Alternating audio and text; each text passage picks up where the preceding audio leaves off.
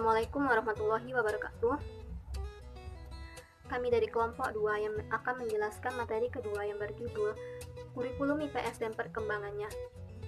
Sebagai dasar pendidikan, kurikulum sangat diperlukan untuk memajukan dunia pendidikan. Seiring dengan berkembangnya zaman, maka kurikulum pun mengalami banyak perubahan.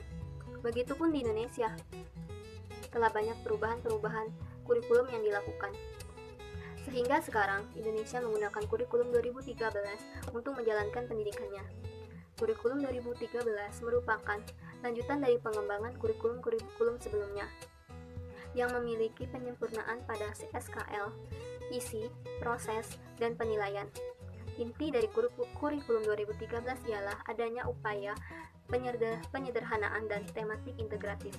Dalam kurikulum 2013, adanya penguatan tata kelola kurikulum, di mana penguatan tata kelola tersebut ialah mengubah tata kerja guru yang masih bersifat individual, penguatan manajemen sekolah, dan penguatan manajemen sarana dan prasarana untuk manajemen proses pembelajaran. Baiklah, saya akan menjelaskan materi tentang penguatan materi pembelajaran dan tujuan kurikulum 2013 atau yang sering disebut dengan K13. Langsung saja, yang pertama yaitu penguatan materi pembelajaran. Penguatan materi dilakukan dengan cara pendalaman dan perluasan materi yang relevan bagi peserta didik. Yang kedua yaitu tujuan kurikulum 2013 atau K13. Menurut Kemendikbud nomor 67 tahun 2013 menjelaskan bahwa kurikulum 2013 bertujuan untuk mempersiapkan manusia Indonesia agar memiliki kemampuan hidup sebagai pribadi dan warga negara yang beriman, produktif, kreatif, inovatif, dan afektif, serta mampu berkontribusi pada kehidupan bermasyarakat, berbangsa, bernegara, dan peradaban dunia. Berbagai media massa mengemukakan bahwa melalui pengembangan kurikulum 2013 akan mampu menghasilkan insan Indonesia yang produktif, kreatif, inovatif, dan afektif. Dalam hal ini, pengembangan kurikulum difokuskan pada pembentukan kompetensi dan karakter peserta didik, berupa pengetahuan, keterampilan, dan sikap yang dapat didemonstrasikan oleh peserta didik sebagai wujud pemahaman terhadap konsep yang dipelajarinya secara tekstual dan kontekstual. Peserta didik dalam proses pencapaian sasaran belajar yang mencerminkan penguasaan dan pemahaman terhadap apa yang dipelajarinya. Oleh karena itu, peserta didik harus mampu mempersiapkan dirinya melalui penguasaan terhadap sejumlah kompetensi dan karakter tertentu sebagai persyaratan untuk melanjutkan ke tingkat penguasaan kompetensi dan karakter berikutnya. Lanjut dari materi sebelumnya, yaitu saya akan menjelaskan tentang perbedaan kurikulum 2006 dengan kurikulum 2013. Lebih spesifiknya, yaitu saya akan menjelaskan tentang kurikulum 2006. Nah, yang pertama, mata pelajaran tertentu mendukung kompetensi tertentu. Yang kedua, mata pelajaran dirancang berdiri sendiri dan memiliki kompetensi sendiri. Yang ketiga, tiap mata pelajaran diajarkan dengan pendekatan yang berbeda. Yang keempat, tiap jenis konten pembelajaran diajarkan dengan terpisah. Yang kelima, tematik untuk kelas 1 sampai kelas 3 tingkat SD belum integratif. Yang keenam, TIK adalah mata pelajaran tersendiri. Ini khusus untuk jenjang SMP. Yang ketujuh, bahasa Indonesia sebagai pengetahuan. Ini untuk jenjang SMP, SMA, atau SMK. Yang kedelapan, untuk SMA ada penjurusan sejak kelas 9. Yang kesembilan, SMA dan SMK tanpa kesamaan kompetensi. Yang ke-10, penjurusan di SMK sangat detail sampai keahlian.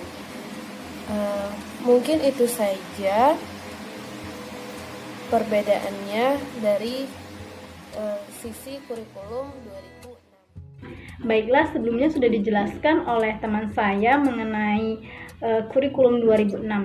Dan sekarang saya akan menjelaskan kurikulum 2013 agar kita mengetahui apa perbedaan kurikulum 2006 dan kurikulum 2013. Nah, yang pertama saya akan menjelaskan tentang KI atau kompetensi inti yang terdapat pada kurikulum 2013. Yang mana KI ini tidak terdapat di kurikulum 2006. Nah, KI itu sendiri kompetensi inti kompetensi inti terbagi menjadi 4, yaitu KI 1, KI 2, KI 3, dan KI 4. Nah, tujuan dari KI ini sendiri adalah untuk meningkatkan afektif, psikomotor, dan kognitif peserta didik. Nah, yang kedua, untuk materi ini mencakup komponen untuk semua jenjang. Nah, materi ini sendiri terkait dan terpadu dengan pendekatan saintifik. Jadi siswa ini dituntut untuk menalar, lalu menanya, mencoba, dan mengamati. Nah, untuk konten atau materi sendiri, ini materi yang terkait dan terpadu untuk jenjang sekolah dasar atau SD. Nah, jadi ada tematik untuk kelas 1 sampai kelas 6 SD. Untuk TIK ini hanya terdapat pada jenjang SMP atau sekolah menengah pertama. Nah, untuk mata pelajaran untuk tingkat SMA dan SMK ini terdapat mata pelajaran wajib, mata pelajaran peminatan, mata pelajaran antar minat, dan mata pelajaran pendalaman. Nah, baiklah, mungkin dari sini kita bisa mengetahui apa perbedaan dari kurikulum 2006 dan kurikulum 2013. Baiklah, saya akan melanjutkan penjelasan yang sudah dijelaskan oleh teman saya sebelumnya. Materi yang saya jelaskan yaitu perlunya perubahan mindset ke arah kreatif. Ada 4 strategi pembelajaran yang salah satunya akan saya bahas, yaitu strategi pembelajaran sintetik. Apa itu strategi pembelajaran sintetik? Strategi ini merupakan strategi berpikir kreatif yang menggunakan analogi dan juga metafora atau kiasan untuk membantu pemikir menganalisis masalah dan juga mengembangkan berbagai sudut pandang. Terdapat 3 jenis analogi yang digunakan dalam sintetik, yaitu 1. Analogi fantasi, 2. Analogi langsung, dan 3. Analogi pribadi.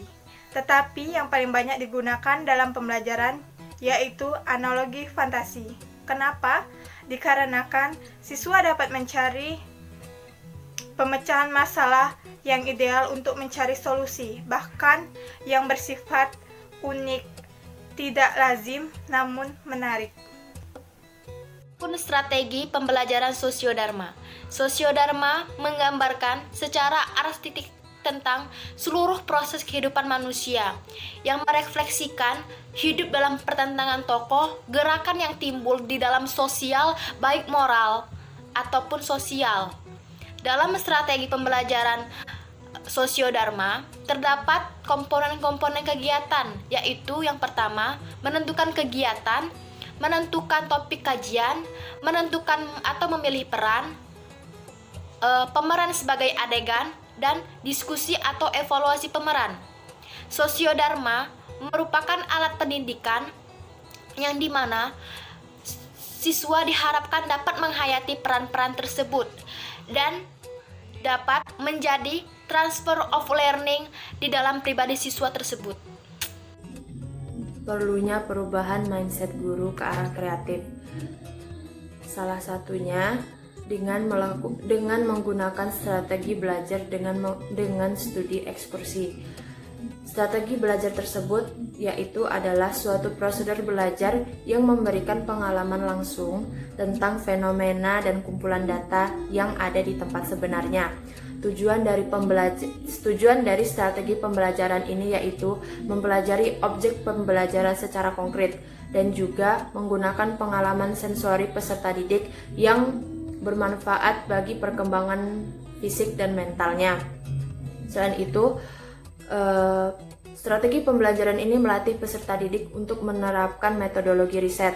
Strategi pembelajaran ini mengajak peserta didik tidak hanya untuk belajar tentang hafalan materi saja, tetapi melakukan riset yang langsung terjun ke tempat objek tersebut. Strategi pembelajaran inquiry sosial. Strategi ini pada hakikatnya merupakan suatu strategi pengembangan kemampuan siswa untuk penyelidikan dan merefleksikan sifat kehidupan sosial, terutama sebagai latihan hidup langsung di masyarakat. Pendekatan strategi ini bertolak dari suatu keyakinan bahwa pengembangan kemampuan siswa secara independen sangat memerlukan penyelidikan masalah-masalah sosial sebagai partisipasi aktif warga negara atau warga masyarakat. Itu saja yang dapat kami sampaikan dari materi ini. Bila ada kesalahan dan kekurangan kata, kami mohon maaf. Wassalamualaikum warahmatullahi wabarakatuh.